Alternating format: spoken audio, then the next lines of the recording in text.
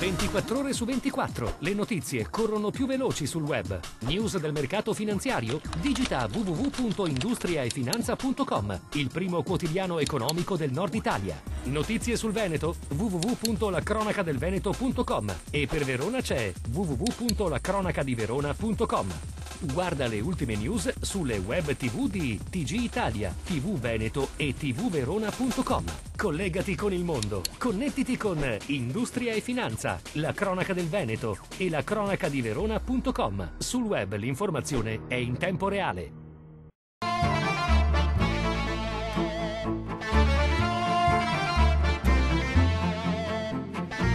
Ha chiuso ufficialmente ieri Battenti la 113esima edizione di Fiera Cavalli. Nei 4 giorni di manifestazione sono state ampiamente confermate le aspettative di crescita con la presenza di oltre 155.000 visitatori. Nel 2010 sono stati 153.000 da oltre 70 paesi.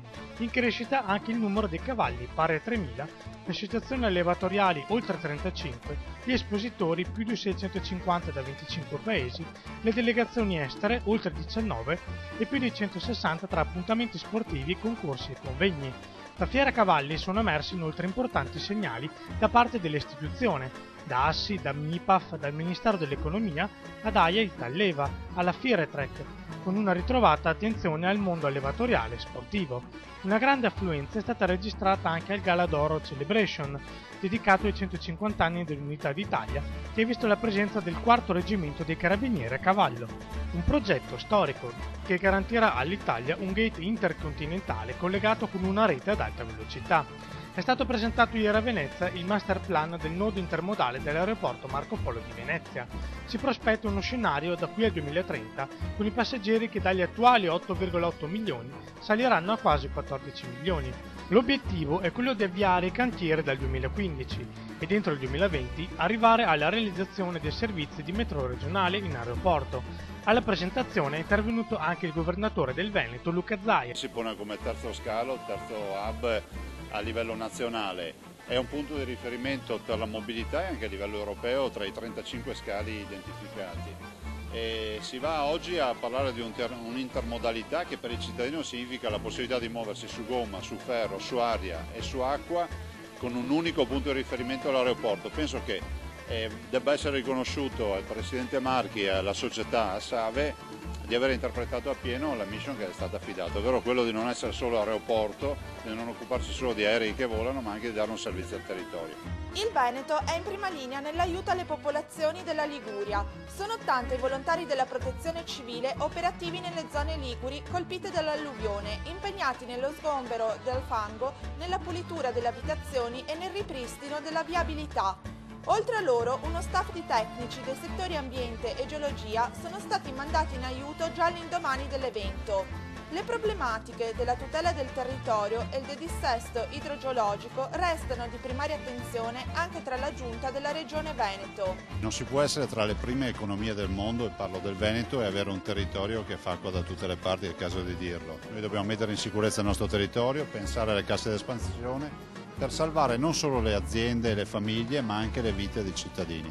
250 opere idrauliche sono state realizzate in 9 mesi e sono stati finanziati 3 bacini di contenimento.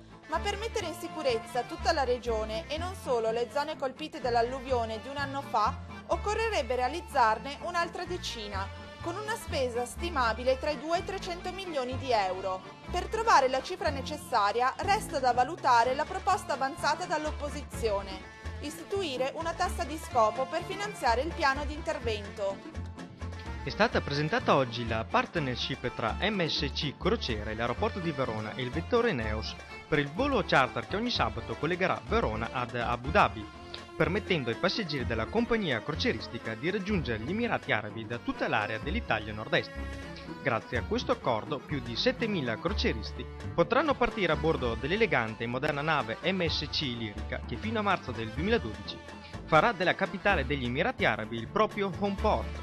effettuando 19 crociere settimanali alla scoperta degli Emirati Arabi. Si apre a nuove prospettive, è il primo collegamento oltretutto che viene realizzato da un aeroporto che non ha sede ovviamente come punto di arrivo in un porto dove solitamente partono le navi, e ovviamente questo mi dà una grande soddisfazione perché Verona si dimostra leader in questi tipi di attività. La prima pietra sarà posata a Villa Verla in provincia di Vicenza, perché è il tratto dove oggi iniziano a lavorare, ma il via ufficiale alla realizzazione della nuova pedemontana veneta è stato fatto scattare dal presidente del Veneto Luca Zaia dal cantiere di Santa Croce di Romano de Zelino, dove è stato allestito il campo base per la nuova superstrada di quasi 100 km, che ospiterà 200 operai e tecnici. La pedemontana veneta collegherà Montecchio Maggiore a Spresiano, in provincia di Treviso, attraversando 22 comuni vicentini e 14 comuni trevigiani. L'opera è stata suddivisa in 3 lotti. La sua realizzazione richiederà 6 anni di lavori e oltre 2 milioni di euro di investimento, di cui 173 milioni di quota regionale.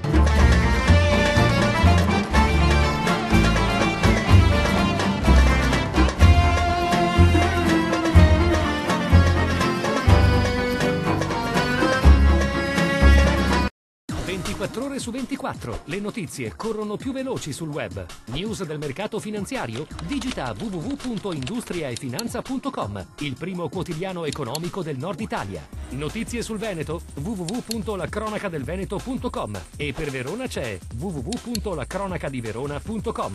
Guarda le ultime news sulle web TV di TG Italia, TV Veneto e tvverona.com. Collegati con il mondo. Connettiti con Industria e Finanza, la cronaca del Veneto e la cronacadiverona.com. Sul web l'informazione è in tempo reale.